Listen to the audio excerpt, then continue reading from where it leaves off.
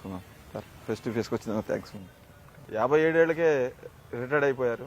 అంటే అట్లానే అంటే తక్కువ వయసులో తండ్రి చనిపోవటం, రాజకీయాల్లోకి రావటం, పరిగెడుతూ ఎక్కువ కాలం పరిగెత్తేసాం. ఇంకా సుదీర్ఘకాలం అయింది. రెండు ఊరికి అంటే ఎంత చేసినా ఇంకా మిగిలి ఉంటాయి. నా వరకు రాజకీయ పరంగా ఈ ఊరికి చేయగలిగినంత మ్యాక్సిమం మంచి ల్యాండ్ మార్క్స్ క్రియేట్ చేయగలిగాం. పేదవాళ్ళకి 29,000 ఇళ్ల స్థలాలు, మెడికల్ కాలేజీ నిర్మాణం చేశాం. గతంలో ఇక్కడ రాజశేఖర రెడ్డి గారు యూనివర్సిటీ తీసుకొచ్చాను, ఇక్కడికి గవర్నమెంట్ పాలిటెక్నిక్ కాలేజ్ తీసుకొచ్చాను, నర్సింగ్ కాలేజ్ తీసుకొచ్చాను.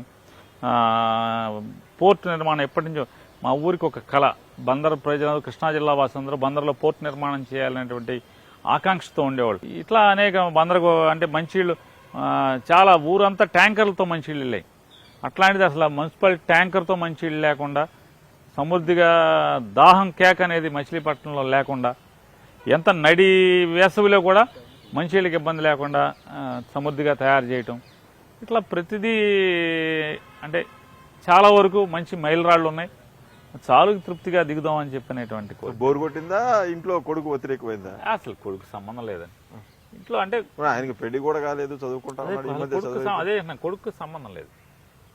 చాలుకంటే ఇన్నేళ్లు పరిగెత్తాం, కొన్నాళ్ళన్నా నా కోసం బతుకుతాం. ఒక 10 ఏళ్ళు, ఇంకా ఎక్కువగా ఎంత బతుకుతాం? మా అయితే 70 ఏళ్ళు లేదా 67 ఏళ్ళు, 65, 70 ఏళ్ళు మంచి అంటే ఇలా పోయినా పోవచ్చు, మనకు తెలియదు దేవుడు ఎట్లా తీసుకెళ్తాడు.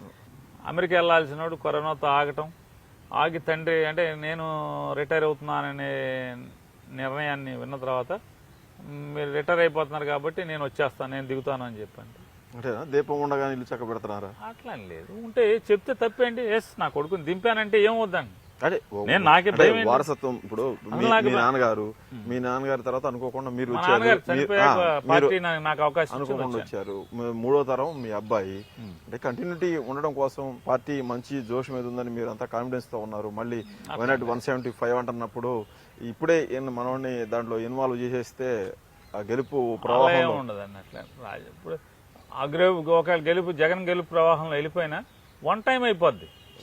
ప్రజల మన్నల్ని పొందకపోతే, అంటే ప్రజాసేవ అనేది ఒక ఆకాంక్షగా బలమైనటువంటి తపనగా లేకపోతే ఎవడు కొడుకైనా మిగిలేదేం లేదు రాజకీయాల్లో. వచ్చాడు పరీక్షించుకుంటాను అనే సీటు జగన్ గారు నా కొడుకని సీట్ ఇస్తారని అనుకోబాకంటే, పరీక్షించుకుంటాను, నీతో ఎవడెవడో ఉంటారు, ఎవరెవరో బదులు నేను కూడా ట్రై చేసుకుంటాను, అవకాశం ఇస్తే నుంచుంటాను. 90 మందిని మార్చారు, దాదాపు 40 మంది సిట్టింగులు తీసి పక్కన పెట్టేసేసారు, సీటే లేదని. మీకేమో ప్రమోషన్ మీరు అడిగినట్టుగా కోరుకున్నట్టుగా మీ కొడుకు సీట్ ఇచ్చేసారు. అంటే ఎక్సెప్షన్ ఏమైనా ఉందా మీకు? లేదు, అసలు ప్రజల్లో మంచి పేరు లేకపోతే అసలు పొరపాటును కూడా కొడుకు కాదు, నాని కొడుకు కాదు, ఎవరి కొడుకు లేదు. ఎవరి కొడుకైనా అసలు సమస్య, అసలు నిర్మోహమాటం. జగన్మోహన్ రెడ్డి గారు రాజకీయం దగ్గర, ప్రజాసేవ దగ్గర అసలు రికమెండేషన్లు, మొహమాటం అసలు పోయే పరిస్థితి లేదు. అంటే మొదట్లో మీరు అడిగినప్పుడు ఈసారికి మీరే ఉండాలని అన్నట్టున్నాడు. చాలా సార్లు అన్నారు, నాతో పాటే రిటైర్ అవ్వాలని చెప్పారు.